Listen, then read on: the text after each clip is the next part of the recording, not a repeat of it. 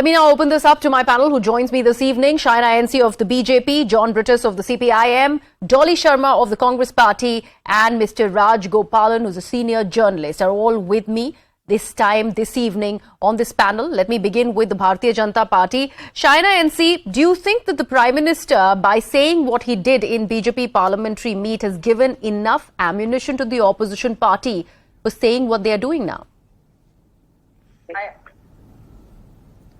What did the Prime Minister say that is objectionable?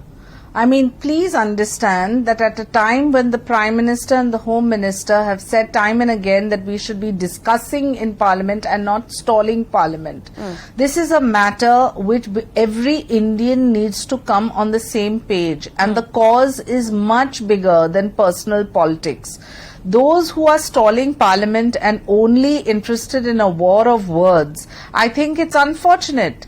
Let's understand that if you have a company which is working in the interest of a certain few and not in that of the nation, what is wrong if he says it's like the East India Company?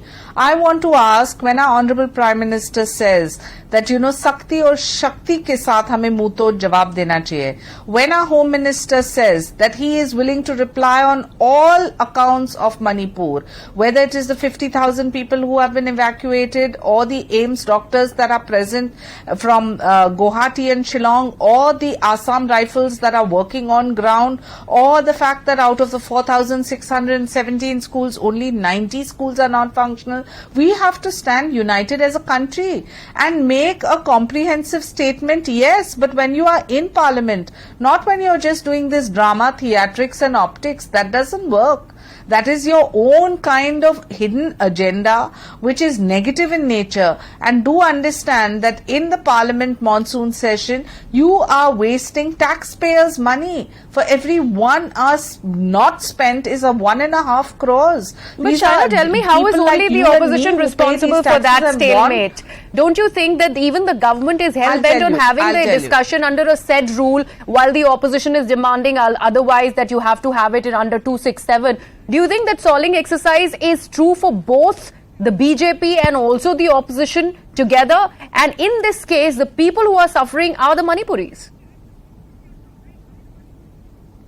Griha, unfortunately, what is happening in Manipur is a tribal tug of war which has been there since time immemorial. We have to first understand that this is a law and order situation.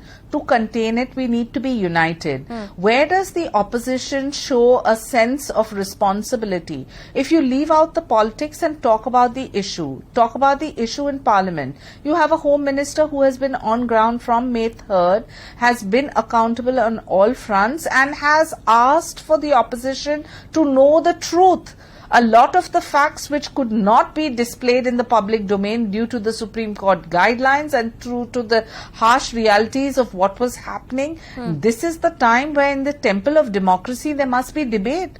What is the opposition doing? They are only stalling Parliament. They are only saying the Prime Minister must respond. The Home Minister is as important in this particular case, where he is looking at it on a day-to-day basis, minute-to-minute basis. Shaina, point taken. Any particular reason why the Prime Minister is staying away from responses in Manipur case, in this case?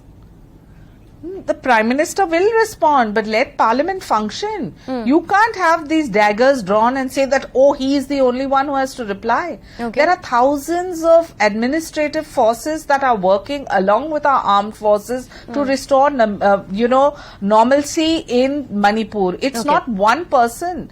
These are thousands of Indians, and we all as Indians have to stand united. We all as Indians need to think of the larger cause than trying to make this a one-upmanship. All right, so let me now bring in Dolly Sharma of the Congress Party. Yes. Bab second. Dolly, these points that have been laid down by the Bharatiya Janata Party member, I'd like to understand, what Shaina has said. In that regard, if the priority for the opposition and in turn the Congress Party is the people of Manipur, why would you stay away from debate? Even right now, just a few moments back, before we started this broadcast, the Home Minister tried to go ahead and speak something on the floor of the House on the Manipur crisis, but the sloganeering from the opposition parties did not stop. What is it that the opposition truly demands? Is it latching on to these tidbits that the Prime Minister has said this about the opposition alliance, India, and we will respond to what he has said? He's not spoken about Manipur. And why is the Home Minister speaking? Why is the Defence Minister taking the questions? Why is the opposition just hell-bent on these points? Why not begin with a conversation on Manipur first? Griha, the divisionary tactic employed by the BJP is no new. For the past 9 years, we've been watching this. Who will be held accountable? We have a minister, he raises a question of India. He's also called Prime Minister of India. So the Prime Minister of India today raises question on India. India is, everybody know what India is. Unity in diversity, peace, love, harmony. And for this, we want discussion in Parliament, for the peace of Manipur, for harmony in Manipur. For what we've seen is really sad state of Manipur. And I have a video for you on this television today, what was happening in Parliament today. When Mallikarjun Kharge, Congress President and leader of opposition, was speaking in the Parliament, look at the behavior of the Member of Parliament of the BJP, of the ruling party, how they were shouting in the Parliament. So, by this video, you can guess who does not want the Parliament to function. Just have a look at it. We have seen all of that happened in the Parliament. You have to see who was shouting. You don't have to put your phone on our screens. We have already presented all the aspects of what has happened in the Parliament. They were shouting. The problem is. Opposition was sitting quietly. No, but it's your word against the BJP's is with the ruling party. They do not want to take accountability. Tell me simply, Dolly, when the Home Minister wanted to start a conversation around Manipur just a few minutes back, why was the sloganeering that continued from the opposition side? Greha, that was to make headlines. If they wanted a serious discussion to be held on Manipur, the Prime Minister should have come, who can go in a municipal election and campaign.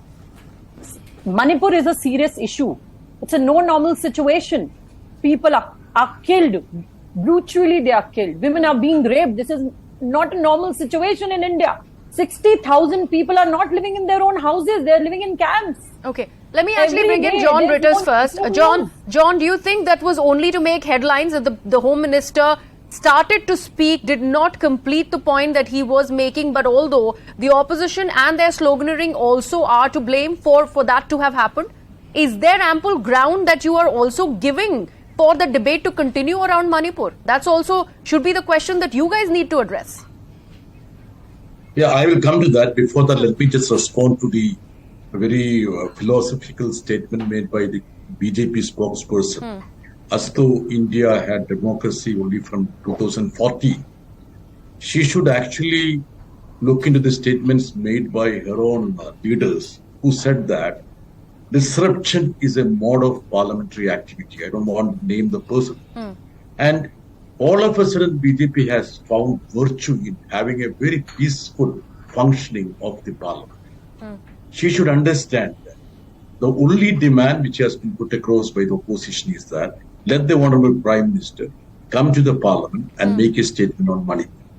The Prime Minister, as you know, prostrated on the steps of the Parliament when he took over as the Prime Minister. But he finds it extremely difficult to come to the Parliament and address the MPs. What is the constitutional provision? We do have a parliamentary democracy where the executive is accountable to the Parliament. Prime Minister opened his mouth on money in the compound of Parliament and in BJP parliamentary parties. Why is he skipping the Parliament? That is my question.